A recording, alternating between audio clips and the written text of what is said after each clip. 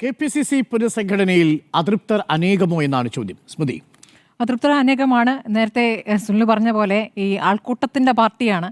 ആൾക്കൂട്ടം എന്ന് വെച്ചാൽ തിക്കിത്തിരക്കെന്ന് വെച്ചാൽ അവനവനൊരു സ്പേസ് ഉണ്ടാക്കുക എന്നുള്ളതാണ് ആത്യന്തികമായ ലക്ഷ്യം. ഇതിപ്പോൾ നമ്മൾ കണ്ട ആചാര സംരക്ഷണ ജാഥയുടെ അവസാനത്തിൽ നമ്മൾ കണ്ടില്ലേ, അത് UDF ആണ്. പക്ഷെ എന്നാലും മുൻനിരയിൽ ഇങ്ങനെ തിക്കിത്തിരക്കി വീട് സദസ്സിനൊക്കെ രണ്ടാം നിരയിലായിരുന്നു. ആയിക്കോട്ടെ, എന്താ ഞാനുള്ള കാര്യം പറഞ്ഞത്. രണ്ടാമത്തെ നിരയിലാണ് വീട് സദസ്സിന്. ആ തിക്കിത്തിരക്കിൽ പോകണ്ടെന്നുള്ളതായിരിക്കും അദ്ദേഹം രണ്ടാം നിരയിൽ. അത് അങ്ങനെയാണ്, ഈ പാർട്ടിയുടെ ഒരു സ്വഭാവം അങ്ങനെയാണ്. ഇപ്പോൾ സ്റ്റേജിലായാലും നമ്മൾ കണ്ടിട്ടുള്ളതാണ്, സ്റ്റേജ് വീണ് പോയ സന്ദർഭങ്ങൾ പോലും ഉണ്ടായിട്ടുണ്ട്. അപ്പോൾ അവരവന് സ്പേസ് ഉണ്ടാക്കുക എന്നുള്ളതാണ് പ്രധാനമായ ആത്യന്തികമായ ലക്ഷ്യം. ആ സ്പേസ് ഉണ്ടാക്കാനുള്ള ശ്രമങ്ങൾ പല രൂപത്തിൽ വരുന്നു. അപ്പോൾ അതൃപ്തർ അനേകമുണ്ട്. ആ അതൃപ്തിയൊക്കെ പരിഹരിച്ചു പോകാനാണ് സാധ്യത. കാരണം ആത്യന്തികമായി 10 വർഷം അധികാരത്തിലില്ലാത്ത മുന്നണി, 10 വർഷമായി അധികാരത്തിലില്ലാത്ത പാർട്ടി, അതുകൊണ്ട് ഇങ്ങനെ ഒറ്റയ്ക്കൊറ്റയ്ക്ക് പ്രതിഷേധങ്ങൾ ഉണ്ടാക്കിയാൽ ജനം അവരെ അങ്ങ് തീർക്കുമെന്നുള്ള അവർക്ക് ഓരോരുത്തർക്കും അറിയാം. അതുകൊണ്ട് അത് ഏറ്റവും അധികം അറിയുന്ന ഒരാളാണ് കെ മുരളീധരൻ. പാർട്ടി വിട്ട് DIC ഉണ്ടാക്കി പുറത്തുപോയി തിരിച്ചു വന്ന ശേഷം എത്ര കാലം അദ്ദേഹം നിശബ്ദനായിരുന്നു നമുക്കറിയാവുന്നതാണ്. എത്രത്തോളം പാർട്ടിയുമായി ബന്ധപ്പെട്ട ഗുരുതരമായ വിഷയങ്ങൾ ഉണ്ടാകുമ്പോഴും ഞാനത് പറയാനുള്ള ഒരാളല്ലല്ലോ, ഞാനത് പറയാനായിട്ടില്ലല്ലോ എന്ന് വിനയം കൊണ്ട്, എന്തുകൊണ്ടാണ്? അദ്ദേഹത്തിൻ്റെ അനുഭവം കൊണ്ടാണ്. ആ അനുഭവം കൃത്യമായൊരു പാഠം അദ്ദേഹത്തിന് പഠിപ്പിച്ചിട്ടുണ്ട്. പക്ഷേ പലപ്പോഴും അദ്ദേഹത്തിന് പിണക്കം വരാറുണ്ടോ എന്നുള്ള സ്ഥിരമായിട്ടുണ്ടാകുന്ന കാര്യമാണ്. പക്ഷേ വലിയ പ്രതികരണങ്ങൾക്ക് അദ്ദേഹം പോകാറില്ല. ഇന്നിപ്പോൾ വിഷയമാകാൻ കാരണം അദ്ദേഹം ഇന്നലെ വരെ ജാഥ ക്യാപ്റ്റനായി ആ ജാഥ ചെങ്ങന്നൂരിൽ അവസാനിക്കുന്നു. പക്ഷേ ഇന്ന് ആ UDF എല്ലാവരും പങ്കെടുക്കുന്ന പരിപാടിയിൽ പങ്കെടുക്കാതെ ഗുരുവായൂരിൽ അദ്ദേഹം സ്ഥിരമായി പോകുന്നതാണ്. ഇന്ന് പ്രാർത്ഥിക്കുന്ന ദിവസമാണ്. പക്ഷേ തിരിച്ച് തിരുവനന്തപുരത്തേക്ക് പോകുന്നു എന്നാണ് അറിഞ്ഞിരുന്നത്. അദ്ദേഹം പന്തളത്തേക്ക് പോകുന്നില്ല എന്നുള്ളതാണ്. അപ്പം പന്തളത്തേക്ക് പോകാൻ പിന്നെ തീരുമാനിച്ചത് VD സതീശനും സണ്ണി ജോസഫും വിളിച്ചതിന് ശേഷം തന്നെയാണെന്നുള്ളതാണ്. അദ്ദേഹത്തിന് അതൃപ്തിയുണ്ട്. അദ്ദേഹത്തിൻ്റെ അതൃപ്തി KM ഹാരിസ് എന്നൊരു പേരാണ് അദ്ദേഹം പറഞ്ഞിരുന്നത് ചേർക്കാൻ വേണ്ടി. ആ പേര് ചേർക്കപ്പെട്ടിട്ടില്ല എന്നുള്ളത് അദ്ദേഹത്തിന് വിഷമമാണ്. അതിലപ്പുറം അദ്ദേഹത്തിന് വിഷമം ഉണ്ടായത് തൃശ്ശൂരിൽ തൻ്റെ തോൽവിക്കിടയാക്കിയ നേതാക്കളെ ജനറൽ സെക്രട്ടറിമാരാക്കി എന്നുള്ളതാണ്. ജോസ് വെള്ളൂരിൻ്റെ പേരാണ്. ജോസ് വെള്ളൂരിനെ എന്തുകൊണ്ട് ജനറൽ സെക്രട്ടറി ആക്കുന്നു എന്ന് പറയുമ്പോൾ ജോസ് വെള്ളൂരിനെ ആക്കണം. കാരണം അദ്ദേഹം മുൻ DCC പ്രസിഡന്റ് ആയിരുന്നു. ഇത് ഒരു നോംസ് അനുസരിച്ചാണ് ഈ കാര്യങ്ങൾ ചെയ്തിട്ടുള്ളത്. മുൻ DCC പ്രസിഡന്റ്മാരൊക്കെ തന്നെയും ജനറൽ സെക്രട്ടറിമാരാക്കിയിട്ടുണ്ട്. ഇപ്പോൾ തമ്പാനൂർ രവിയുടെ കാര്യം അറിയാലോ. തമ്പാനൂർ രവി രാജിവെച്ച് പുറത്തു പോയതാണ്. അല്ല, അതിൽ അന്വേഷണ റിപ്പോർട്ടും അതിന്മേലൊരു അന്വേഷണം അദ്ദേഹത്തിന്റെ കാരണം കൊണ്ടാണെന്നുള്ള റിപ്പോർട്ടൊന്നും വന്നിട്ടില്ല.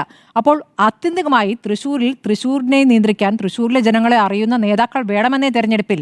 പിന്നെ തൃശ്ശൂരിൽ കെ മുരളീധരൻ പരാജയപ്പെട്ടത് ഈ നേതാക്കൾ നിസ്സഹരിച്ചതുകൊണ്ട് മാത്രമാണോ? യഥാർത്ഥത്തിൽ നമ്മൾ എത്ര കാര്യങ്ങൾ പരിശോധിക്കണം. അവിടെ പല കാര്യങ്ങളും ഉണ്ടായിട്ടുണ്ടല്ലോ. തൃശ്ശൂരിൽ ഇപ്പോൾ 3ാം സ്ഥാനവും 2ാം സ്ഥാനവും തമ്മിൽ എത്ര വ്യത്യാസം? വെറും 6000 വോട്ടിന് വ്യത്യാസമേ ഉള്ളൂ. മുരളീധരൻ എത്രത്തോളം വട്ടിയൂർക്കാവിനേക്കാൾ ആത്മാർത്ഥത തൃശ്ശൂരിൽ കാണിച്ചിട്ടുണ്ടെന്ന് അദ്ദേഹം സ്വയം ചോദിക്കേണ്ട ഒരു ചോദ്യമാണ്. അങ്ങനെ ഉണ്ടായിട്ടില്ല എന്ന് അവിടെയുള്ളവർ തന്നെ പറയുന്നുണ്ട്. അതൊരു കാര്യം, അതൊരു പ്രധാനപ്പെട്ട വിഷയം തന്നെയാണ്. അദ്ദേഹം BJPക്കെതിരെ നിൽക്കുന്ന ഒരു സ്ഥാനാർത്ഥി എന്ന തോന്നൽ വട്ടിയൂർക്കാവിൽ ഉണ്ടായതുകൊണ്ടാണ് അദ്ദേഹം അവിടെ ജയിച്ചത്. ഇപ്പോൾ ശിവൻകുട്ടിയുടെ കാര്യത്തിലും ശിവൻകുട്ടി നേമത്ത് ജയിക്കുന്നതും അതുകൊണ്ടാണ്. BJPയെ പരാജയപ്പെടുത്താൻ തക്ക സ്ഥാനാർത്ഥി അത് വട്ടിയൂർക്കാവിൽ അദ്ദേഹം തെളിയിച്ചിട്ടുണ്ട്. വട്ടിയൂർക്കാവിൽ അങ്ങനെ അദ്ദേഹം പ്രവർത്തിച്ചിട്ടുമുണ്ട്. പക്ഷേ തൃശ്ശൂരിൽ അങ്ങനെ ആയിരുന്നില്ല സ്ഥിതി. തൃശ്ശൂരിൽ വേറെയും ഘടകങ്ങൾ ഉണ്ടായിട്ടുണ്ട്. ഈ പറയുന്ന ക്രിസ്ത്യൻ വോട്ടുകൾ പോയി, നായർ വോട്ടുകൾ പോയി, ഇതൊക്കെ തന്നെയും സുരേഷ് ഗോപി പിടിച്ചു എന്നുള്ളൊരു യാഥാർത്ഥ്യം അവിടെ നിൽക്കുന്നു.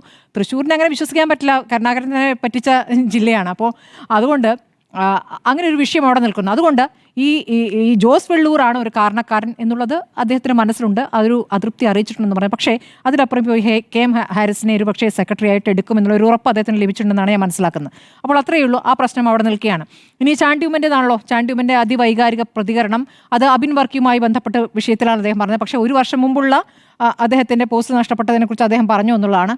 അതും പോരാഞ്ഞ് ഇന്നലെ ഇപ്പോൾ ജനറൽ സെക്രട്ടറി പദത്തിലേക്ക് എത്തിയില്ല.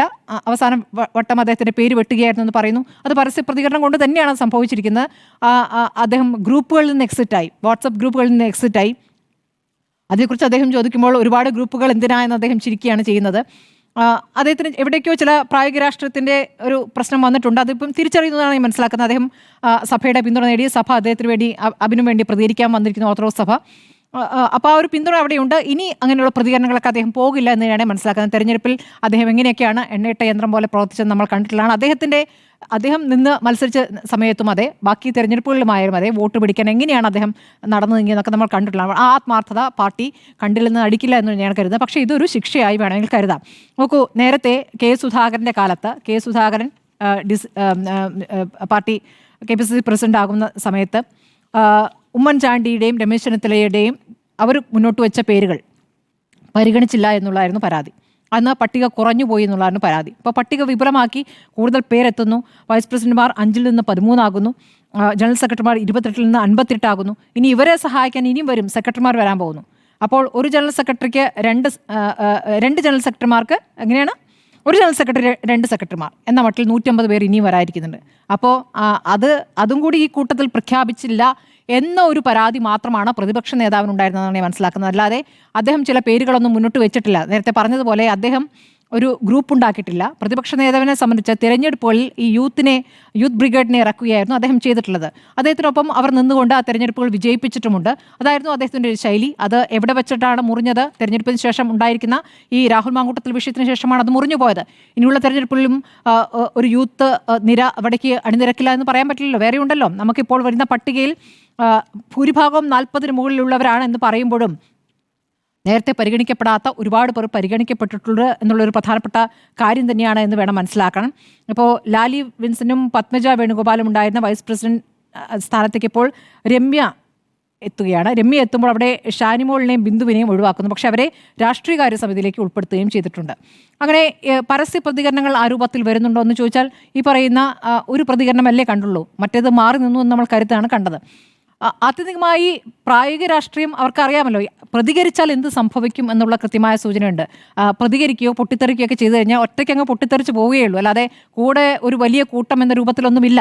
ഇപ്പോൾ രമേശ് ചെന്നിത്തല ആയാലും ഇവിടെ പല നേതാക്കളുമായി സംസാരിക്കുന്നു, ആളുകളുമായി സംസാരിക്കുന്നു. രമേശ് ചെന്നിത്തലയ്ക്ക് വലിയ പിന്തുണയുണ്ട്, സാമുദായിക നേതാക്കളിൽ നിന്നുള്ള പിന്തുണയുണ്ട്, ലീഗിൻ്റെ ഒരു പിന്തുണ ഒരു ഘട്ടം വരെയുണ്ട്. ഇതൊക്കെ തന്നെ ഇതുവരെയുള്ള കാര്യങ്ങളാണ്. ഇനി അങ്ങോട്ട് എങ്ങനെയെന്നുള്ള വിഷയം കൂടി അവിടെ നിൽക്കുന്നു. പ്രതിപക്ഷ നേതാവ് അത്രത്തോളം ലീഗുമായി ഒന്നും ചേർന്ന് പോയിരുന്നില്ല, അല്ലെങ്കിൽ ലീഗ് നേതാക്കളെ പോയി കണ്ടിരുന്നില്ല എന്നുള്ള പരാതി ആദ്യഘട്ടത്തിലുണ്ടായിരുന്നതാണ്. അതൊക്കെ പിന്നീട് പരിഹരിക്കപ്പെട്ടു എന്നാണ് ഞാൻ കരുതുന്നത്. പക്ഷേ CPM-നെ സംബന്ധിച്ച് പിണറായി വിജയൻ എന്നൊരു നേതാവായിരിക്കും ഇനി 3-ാം വട്ടം വരികയാണെങ്കിൽ മുഖ്യമന്ത്രിയാവുക എന്ന് പേര് പറഞ്ഞു വയ്ക്കാം.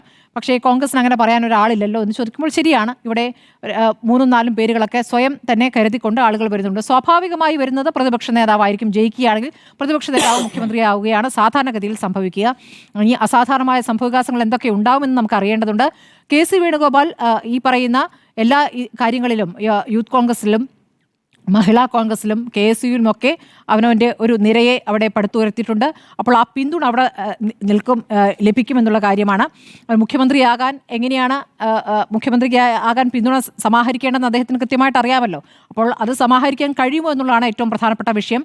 ഇന്നിപ്പോൾ ഈ ഏറ്റവും ഒടുവിലത്തെ ഇപ്പോൾ പരിപാടി ഇപ്പോൾ നടക്കുന്ന വിശ്വാസ സംരക്ഷണ സംഗമം, അതിൽ പ്രതിപക്ഷ നേതാവ് സംസാരിക്കുമ്പോൾ ഇപ്പോഴും പറയുന്നുണ്ട് 100 സീറ്റ് എന്നുള്ള കാര്യം അദ്ദേഹം ഉറപ്പിച്ച് പറയുന്നുണ്ട്. അപ്പോൾ ഇതൊക്കെ ചെറിയ ചില കോൺഗ്രസിൻ്റെ സംസ്കാരത്തിൻ്റെ ഭാഗമാണ്. ഈ പറയുന്ന പ്രതികരണങ്ങളും പൊട്ടിത്തെറി അവരുടെ ജനാധിപത്യ രീതിയിലുള്ള പ്രതികരണങ്ങളായിട്ട് മാത്രം കണ്ടാൽ മതി. അതിലപ്പുറം ഏറ്റവും പ്രധാനമായി നിൽക്കുന്നത് ഭരണം പിടിക്കുക എന്ന് തന്നെയാണ്. ആ ഭരണം പിടിക്കുന്നതിന് ഇവിടുത്തെ ഭരണവിരുദ്ധ വികാരം ഒരു ശക്തമായ കാര്യമായി അവിടെ നിൽക്കുന്നു. അത് ഗുണം ചെയ്യുമെന്നുള്ളതാണ്. 2021 പൗലോ കൊയ്ലോ പറഞ്ഞ പോലെ ഞങ്ങൾ വല്ലാതെ ആഗ്രഹിക്കുന്നു, അതുകൊണ്ട് ഞങ്ങൾക്ക് വേണ്ടി പ്രപഞ്ചം അങ്ങോട്ട് വന്ന് നിൽക്കുമെന്നൊക്കെ പ്രതീക്ഷിച്ചു. പക്ഷെ അങ്ങനെ സംഭവിച്ചില്ല അന്ന്. പക്ഷേ ഈ പറയുന്ന കോവിഡൊക്കെ വന്നതുകൊണ്ട് കാര്യങ്ങൾ മാറി പറയുകയാണ് ചെയ്തത്. അങ്ങനെ പണിയെടുക്കാണ്ട് ജയിക്കാൻ പറ്റില്ല എന്നുള്ള കാര്യം ഒരു ബോധ്യത്തിലേക്ക് കോൺഗ്രസ് എത്തിയിട്ടുണ്ടാകും. കാരണം കുറേ കാലമായി ഇവിടെ ഭരണവിരുദ്ധ വികാരമുണ്ടല്ലോ, അതിപ്പോൾ ഇങ്ങോട്ട് പോന്നോളും എന്നിനി കരുതാൻ കഴിയില്ല. അങ്ങനെ പോരില്ല ഒരു സ്ഥിതിയിലേക്ക് എത്തിയിരിക്കുന്നു. അത് കൃത്യമായ ബോധ്യം കോൺഗ്രസിനുണ്ടെന്നാണ് ഞാൻ മനസ്സിലാക്കുന്നത്. അതിനനുസരിച്ചുള്ള പ്രവർത്തനങ്ങളിലേക്ക് കോൺഗ്രസ് പോകുമെന്ന് തന്നെയാണ് മനസ്സിലാക്കുന്നത്. ഇനിയിപ്പോൾ നമ്മൾ K. സുധാകരൻ്റെ പ്രതികരണമാണ് രസകരമായി നമ്മൾ മറ്റൊന്ന് കേട്ടത്. ഇതുവരെ ഇല്ലാത്തൊരു തൃപ്തി എനിക്കുണ്ടെന്ന് അദ്ദേഹം എന്തൊക്കെയോ പറഞ്ഞു പോയിന്ന് മാത്രം കണ്ടാൽ മതി കേട്ടോ. കാരണം അദ്ദേഹം ഞാൻ മനസ്സിലാക്കിയെടുത്തോളം 10 പേരുകൾ മുന്നോട്ട് വെച്ചു, അതിൽ 9 പേരും പരിഗണിക്കപ്പെട്ടു എന്നുള്ളതാണ്. റിജിൽ മാക്കുറ്റിയുടെ കാര്യമാണ് നടക്കാത്ത. റിജിൽ മാക്കുറ്റി ഒരു പക്ഷേ അടുത്ത തെരഞ്ഞെടുപ്പിൽ സ്ഥാനാർത്ഥിയാക്കിയേക്കാം, അല്ലെങ്കിൽ വരുന്ന ഈ സെക്രട്ടറിമാരുടെ പട്ടികയിൽ റിജിൽ മാക്കുറ്റിയുടെ പേര് വരുമെന്നാണ് ഞാൻ കരുതുന്നത്. അവിടെ അത്രയേ ഉള്ളൂ. നമ്മൾ സുധാകരൻ പലപ്പോഴും നമ്മളെ വട്ടം കറക്കിയിട്ടുണ്ട് പല പ്രതികരണങ്ങളിലൂടെ. നമ്മൾ വിചാരിക്കും അതോടെ എന്തൊക്കെയോ വലുത് സംഭവിക്കും. അങ്ങനെയൊന്നുമില്ല, പറഞ്ഞു പോയി അങ്ങോട്ട് എൻ്റെ ആയപ്പോഴാണ് പറഞ്ഞത് ഇത് ഇത്രയും തൃപ്തി എനിക്ക് ഉണ്ടായിട്ടില്ല എന്ന് പറഞ്ഞത്. അപ്പം നമ്മളതിനെ വ്യാഖ്യാനിച്ചത് പരിഹസിക്കുകയാണെന്നാണ്. പക്ഷെ അങ്ങനെയല്ല, തൃപ്തിയോടെ പറഞ്ഞാണെന്നാണ് ഞാൻ ഒടുവിൽ മനസ്സിലാക്കിയത്. ഇത്രയൊക്കെ ഉള്ളൂ ഈ പ്രതികരണങ്ങൾ. അസംതൃപ്തർ ഒരുപാട് പേരുണ്ട്. ഇനിയും തൃപ്തിപ്പെടാൻ സാധ്യതയുണ്ടെന്ന് പ്രതീക്ഷിച്ച് സെക്രട്ടറി പദം ഇനിയിപ്പോൾ തദ്ദേശ തെരഞ്ഞെടുപ്പിന് മുന്നേ ഉണ്ടാകുമോ എന്നുള്ള അടുത്ത ചോദ്യം. ഇപ്പോൾ 1-ാം തീയതി ഒരു സഭാ സമ്മേളനം വിളിച്ചിരിക്കുന്നു. അതൊരു രാഷ്ട്രീയ തന്ത്രമാണ് എന്നിപ്പോൾ പ്രതിപക്ഷം ഉന്നയിച്ചിരിക്കുകയാണ്. അപ്പോൾ അതിനുശേഷം തദ്ദേശ തെരഞ്ഞെടുപ്പ് തീയതി ഒരുപക്ഷെ അപ്പോൾ തന്നെ അറിഞ്ഞേക്കാം. 2-ാം തീയതി 3-ാം തീയതി ആകുമ്പോൾ വിജ്ഞാപനം വരും.